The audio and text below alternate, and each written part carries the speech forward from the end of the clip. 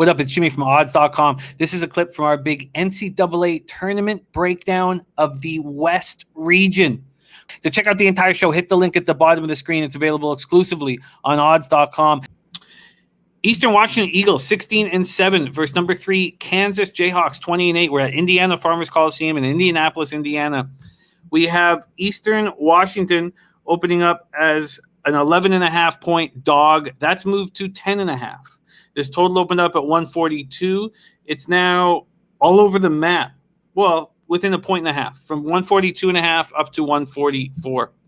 Eastern Washington closed out the season very strong, winning 13 of 14, culminating in defeating Montana State 65-55 for the Big Sky Championship and earning their third NCAA tournament berth in program history, first since 2015. The score flattered Montana State. The game wasn't close. Eastern Washington was up 20-3 early, coasted home. Jacob Groves had 15 points. Tanner Groves had 14 and 14. He averaged 16.4 points, 8.1 boards on the season. Kim Aiken Jr. also fills out the stat sheet. He averages 11.7 points, 8.5 boards. Tyler Robinson, Michael Meadows, Jacob Davidson also averaged double digits, giving the Eagles 5 players that hit that mark. They do everything well. They score 78 points per game, hit 46.7% from the field, 35.4 from 3, 78.7 from the line. Kansas had won 8 of 9. They were playing their best ball of the season when a positive COVID case stopped them in their tracks, stopped them from playing Texas in the Big 12 semis. How will this all affect them here? Second leading scorer, 6'10" junior David McCormick, is in quarantine. He wasn't there for the Big 12 tourney. They handled it without him. They went small ball. He averages 13.4, 6.1 boards. The other Jayhawk in quarantine is lightly used guard Tristan and Aruna.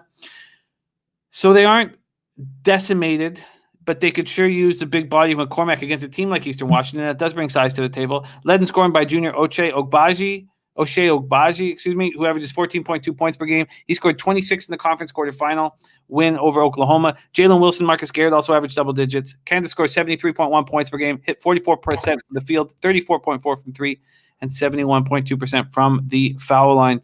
What a tricky COVID situation we have here, Max. Eastern Washington, Kansas Jayhawks, take it away.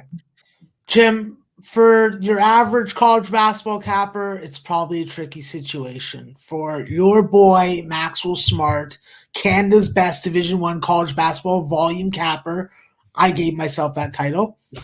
I am obviously well-equipped to talk about these two teams, break down this game, and give you an educated pick to put your children's trust funds on.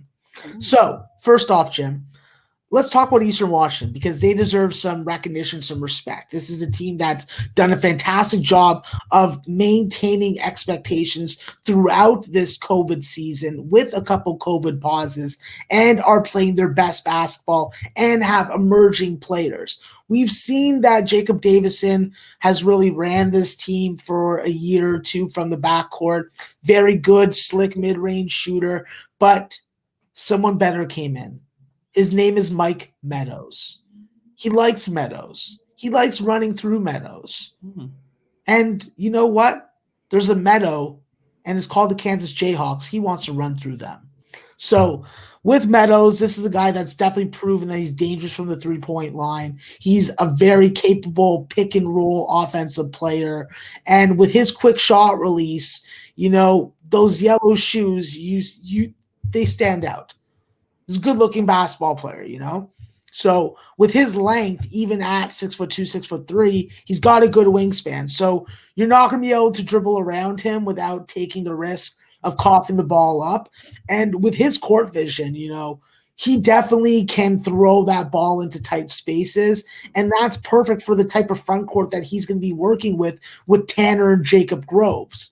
I think that the X factor, though, for Eastern Washington, if they're going to be able to have some March Madness-like performance, is going to be Tyler Robertson, the 6'6" or 6'7". Sometimes I think that he's a Devil's Spawn redhead, but then other days I just think that he's a real pale blonde. So I'll have to get back to you on that one. Sure. But he does bring good size. He does have a good game plan of what he wants to do against his defensive assignment.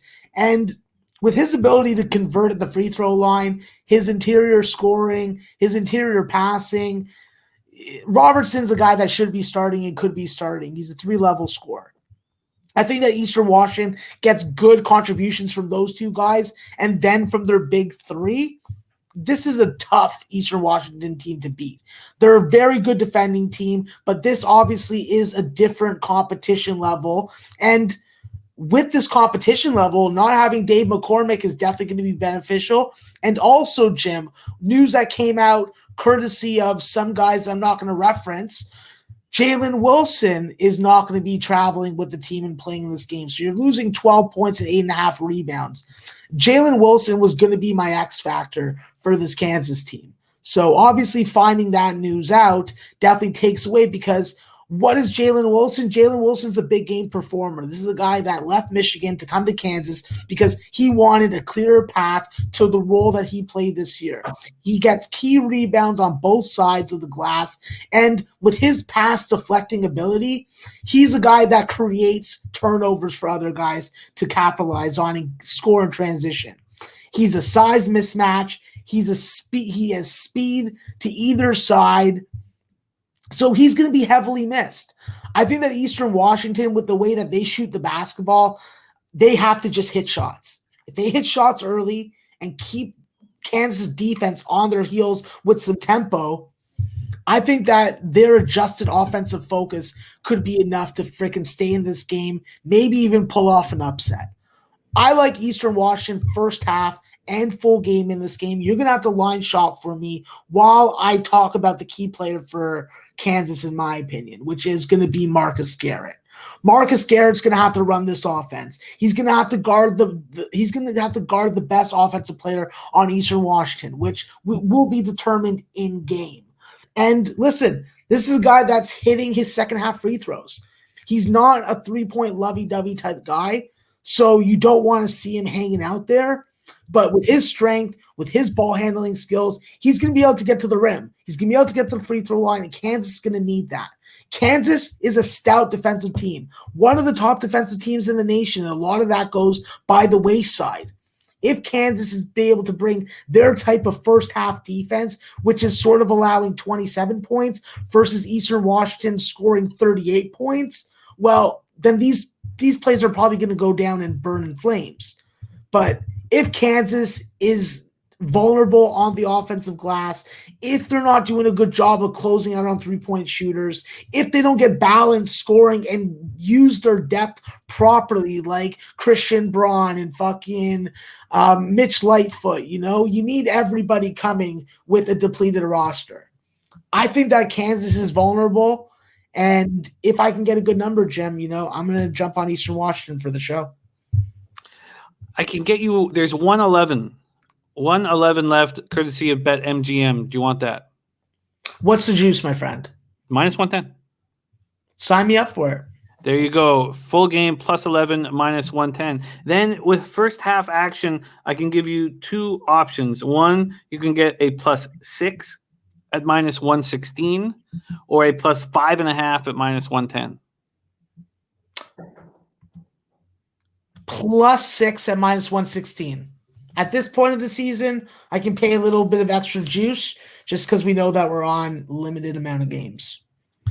That plus 6 at minus 116 is available at FanDuel. It is BetMGM that had the 5.5 at minus 110. There we go. Max locked in Eastern Washington Eagles with a very convincing breakdown, one I think I may roll with as well. Full game plus 11 at minus 110. First half plus 6 at minus 116.